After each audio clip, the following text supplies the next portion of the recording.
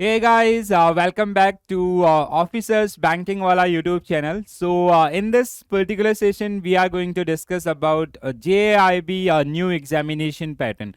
So basically, you'll get answer of number of questions about JIB, like what is the new or revised syllabus for JIB 2023, what is the pass criteria, and number of attempt allowed for this particular examination as well as the detailed syllabus. Okay तो ये कुछ important questions जिनको आज के इस particular session के अंदर हम लोग डिस्कस करने वाले हैं. So guys we will start with the notice which is generally released by the exam conducting body IIBF.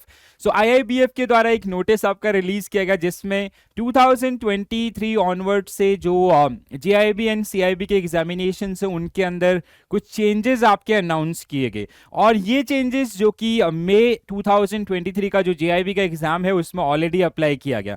सो क्या क्या चेंजेस हैं, क्या पास क्राइटेरिया है, कौन से सब्जेक्ट नए ऐड हुए हैं, इसके साथ सिलेबस आपका क्या होता है, मॉड्यूल कितने हैं, और इसके साथ नंबर ऑफ क्वेश्चंस एंड जो अदर पैटर्न्स हैं उन सबको हम लोग यहाँ पे डिस्कस करने वाले हैं. सो जो लोग JIB 2023 स्पेशली अक्टूबर या उसके बाद के एग्जामिनेशंस की सोच रहे हैं तो उनके लिए ये वीडियो काफी ज्यादा हेल्पफुल होने वाला है. Okay so we will start with the syllabus. अगर हम लोग बात करते हैं JIB के सिलेबस की और DBF diploma in banking and finance के सिलेबस की, so now we have 4 subject to crack this examination. 4 subject जिनको आपको पास करना होगा. So these are the subject, ये 4 सब्जेक्ट जिसमें सबसे पहले आपका Indian economy and Indian financial system, second one is principle and practice of banking, third one is accounting and financial management for bankers, and fourth one is retail banking and wealth management. Okay तो 4 subject जो कि इस examinations के अंदर जिनको आप face करेंगे. And if you talk about the module, so each and every subject contain four modules. Okay, तो 4 modules हर एक subject के अंदर आपको देखने के लिए मिलेंगे.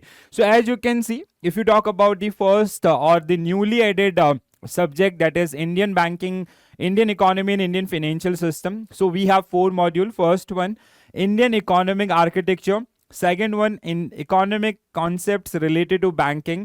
Third one, Indian financial architecture, and fourth one is financial product and services. Okay, next, paper 2, principle and practice of banking. First module, general banking operation. Then we have lending operations of bank and banking technology, ethics in banking and financial institutions. Paper 3, accounting and financial management for bankers. So accounting principle and processes. Then we have financial statement and core banking system. Then third one is financial management, and fourth one is taxation and fundamental of costing. तो ये 4 module जो कि आपके AFM का part है.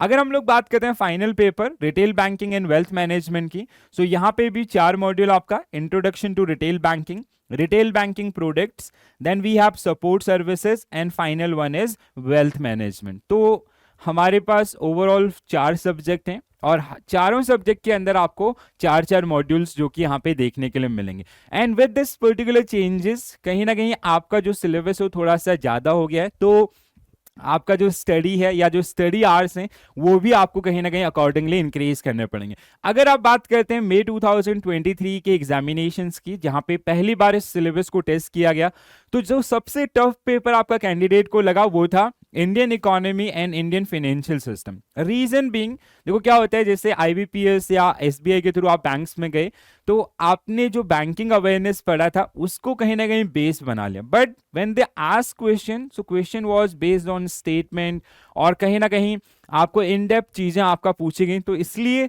ये चीज थोड़ा सा टफ आपका पड़ा. बट टफ है नहीं if you go through the classes and all, और अगर आप इसको अच्छे से स्टडी करते हैं, if you make a proper plan, so you can easily tackle this. And others की अगर हम लोग बात करें, so paper was moderate level. Okay तो ये 4 सब्जेक्ट. तो पहला चेंज हमारा क्या है कि नंबर ऑफ सब्जेक्ट आपके इंक्रीज हो गए. ठीक है, सो 4 सब्जेक्ट, एंड हर एक सब्जेक्ट के अंदर आपको क्या मिलेंगे, 4 मॉड्यूल आपका मिलेंगे. दूसरा, अगर हम लोग बात करें एग्जामिनेशन पैटर्न की, so you will face 100 questions with 4 options. तो ऑप्शन बेसिस के क्वेश्चंस आपको यहाँ पे मिलते हैं, ठीक है, questions with 4 options. And the duration for the examination is 120 minutes for each subject. हर एक सब्जेक्ट के लिए आपको यहाँ पे 2 घंटे का टाइम दिया जाएगा। अगर आप जैसे एग्जामिनेशन डेट को देखेंगे तो 4 सब्जेक्ट 4 अलग अलग दिन पे आपके कंडक्ट किए जाते हैं। जैसे फर्स्ट आपका Indian economy and Indian financial system है, तो वो अलग दिन पे होगा, पीपीबी अलग होगा, एएफएम अलग होगा और आरबीडब्ल्यूएम अलग दिन में आपका होगा। तो हर दिन मतलब 4 दिन आपको एग्जामिनेशन में अपेयर करना है, सेम सेंटर आपका रहता है।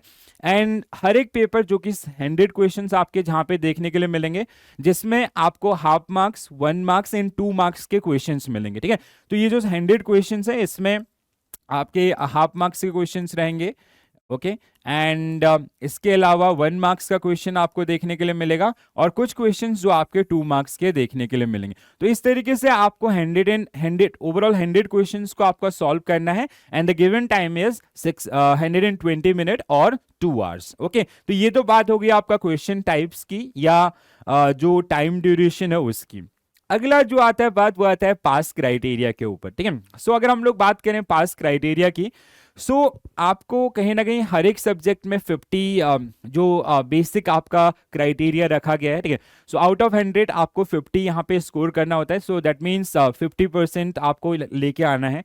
But there is a condition also, ठीक है, एक कंडीशन भी आपका डिफाइन किया गया है कि अगर आपका एग्रीगेट 50 होता है एंड देयर इज अ 1 और 2 सब्जेक्ट जहां पे आप 45 प्लस मार्क्स करते हैं, ठीक है, तो उस कंडीशन में भी आपको पास डिक्लेयर किया जाएगा, ठीक है, और सर्टिफाइड होंगे।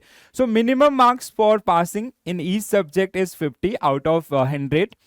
Candidates securing at least 45 marks in each subject with an aggregate of 50% in all subject of the examinations in a single attempt will also declare as a complete the examination। इसका मतलब क्या हुआ, और बहुत important चीज है ये, और बहुत बार कैंडिडेट्स को इसका फायदा मिलता है। Let's say we have 4 subject, one is Indian economy and Indian financial system. तो suppose that there is a candidate who scored 45 exact 45 in this, okay. Another one is AFM, accounting and financial management. In this they scored 55, and third paper is RBWM, retail banking and wealth management, okay. Suppose that here they scored 60 in this particular one, and the fourth one is PPB, okay. So चौथा हमारा जो paper है वो है आपका PPB। in this one again he scored 45, ठीक है। अब देखो अगर हम लोग पहले क्राइटेरिया के हिसाब से देखते हैं तो मिनिमम 50 आपका जो पासिंग क्राइटेरिया है, तो इसके हिसाब से वो पास है किस में, AFM में और आपका RBWM में, ठीक है। बट अगर हम इस कैंडिडेट की बात करें तो इसका जो एग्रीगेट है दैट इज मोर देन 50। तो इसका एग्रीगेट 50 से कैसे, जैसे यहाँ पे आपका we can give 5 marks to this and we can give 5 marks to this. तो इस पर्टिकुलर कैटेगरी के अंदर आपका ये जो कैंडिडेट है he will be declare as pass, okay. यहाँ पे इसको पास माना जाएगा। There is one another candidate, suppose that Indian economy and Indian financial system, he score 45। AFM he scored suppose that 50 exact. In third PPB he scored suppose that 45, and the final paper is RBWM जहाँ पे इसने score किया suppose that 50 again, okay. So अब now अगर आप इसका aggregate देखते हैं, so this is less than 50%, so he will be declared as fail. इसको हम लोग क्या देखेंगे, आपका फेल करार आपका देंगे, ठीक है। तीसरी कंडीशन फेल की एक सिंपल सी, कि अगर किसी का पर्सन आपका जिसका इंडियन इकोनॉमी में 40 आए हैं एंड तो यहाँ पे ये डायरेक्टली क्या हो जाएगा, फेल हो जाएगा, because the minimum mark should be at least 45, 45 तो आपके लाने। तो ये जो पास क्राइटेरिया है ना, इसका बेनिफिट बहुत सारे कैंडिडेट्स को आपका मिलता है। तो कई बार क्या होता है, जैसे आपने पहला पेपर दिया और वहां पे आपको लगता है आपका स्कोर अगर कम है बट वो 45 को टच कर जाता है, बिकॉज जैसे ही आप अपना पेपर सबमिट करते हैं आपको आपके स्कोर पता चल जाते हैं। तो अगर आप 45 या उससे ऊपर हैं, so you can put your efforts in remaining subject या रिमेनिंग पेपर, ठीक है। जो रिमेनिंग पेपर हैं उसमें आप 50 प्लस या 60 प्लस या ऐसे जो टारगेट्स हैं इनको आपका लेके चल सकते हैं. So this is the pass criteria. Now next thing is that is time limit. कितने बार आप एग्जामिनेशंस को दे सकते हैं. ओके, देन इन जनरल अगर हम लोग बात करें तो आप ये पेपर कितनी बार भी दे सकते हैं, बट आपको री एनरोलमेंट करना पड़ सकता है. बट अगर हम लोग बात करें सिंगल टाइम रजिस्ट्रेशन की, जैसे आपने अक्टूबर 2023 के एग्जामिनेशन के लिए रजिस्टर किया, तो उसके बाद आपको 5 अटेम्प्ट दिए जाएंगे to clear that particular examination और 3 इयर्स. ठीक है, तो या तो आप कंसेक्यूटिव 5 अटेम्प्ट्स आपका दे सकते हैं या फिर 3 साल. 3 साल में एग्जामिनेशन कितने बार होगा, एक साल में 2 बार होता है, तो 3 साल में आपका 6 टाइम एग्जामिनेशन कंडक्ट किया जाएगा. ठीक है, तो उन छह जो भी बार आपका एग्जामिनेशन कंडक्ट होने वाला है उसमें से 5 में आप पार्टिसिपेट करेंगे और 5 के अंदर आपको इस एग्जामिनेशन को क्लियर करना बहुत जरूरी है.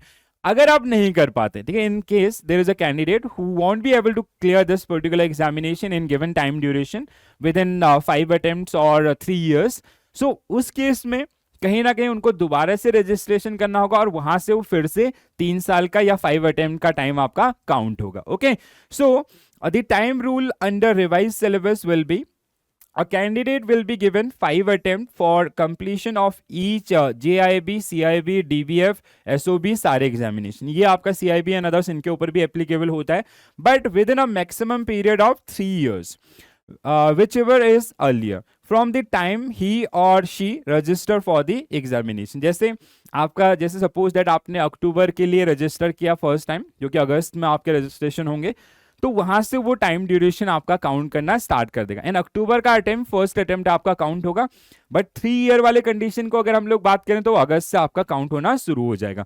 Candidate enable to pass examination within the maximum stipulated time period of 3 years और 5 attempt whichever is earlier will be required to re-enroll themselves for as a fresh. Okay, तो मतलब कहीं ना कहीं अगर 5 अटेम्प्ट में या 3 साल के अंदर वो उस एग्जामिनेशन को क्लियर नहीं कर पाते हैं तो उनको एक फ्रेशर की तरह आपका दोबारा से एनरोल करना पड़ेगा. Okay, such candidate will not be granted credit for subject pass if any earlier. तो यहाँ पे जो क्रेडिट के बेनिफिट्स होते हैं वो भी आपको नहीं दिए जाएंगे. Okay, so time limit for 3 years and 5 attempt whichever is earlier will start from the date of registration for the first attempt. जैसे हमने बात किया, जैसे सपोज दैट अक्टूबर के अंदर आपका अगला एग्जामिनेशन होगा, अक्टूबर 23 के अंदर, this is the exam date basically, and enrollment date और रजिस्ट्रेशन डेट आर अराउंड अगस्त में इनके एनरोलमेंट्स आपके होंगे, तो यहीं से आपका टाइम पीरियड काउंट होना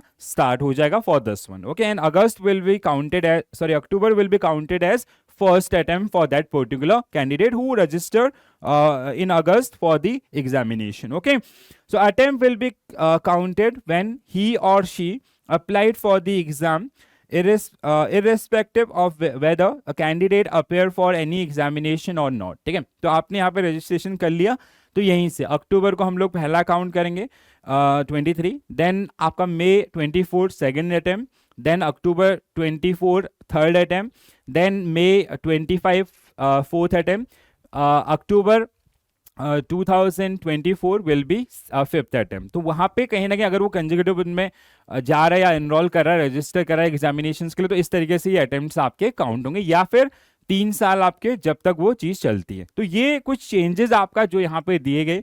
आई hope you found this particular video useful. तो कहीं ना कहीं जो एग्जामिनेशंस के रिगार्डिंग हमारी जो क्वेरीज होती हैं, जैसे कि सब्जेक्ट क्या क्या हैं, इसके अलावा टोटल कितने मॉड्यूल हैं, डिटेल सिलेबस का मैंने एक वीडियो ऑलरेडी किया हुआ है, आप उसको देख सकते हैं. ठीक है, सब्जेक्ट वाइज डिटेल सिलेबस जहाँ पे आपको मिलेंगे, जैसे AFM के अंदर पूरा डिटेल सिलेबस, चारों मॉड्यूल के अंदर क्या क्या चीज़ें आती हैं, कौन कौन से टॉपिक्स हैं, वो सारी चीज़ों के ऊपर हमने एक सेशन ऑलरेडी किया हुआ है, तो आप उसको भी देख सकते हैं.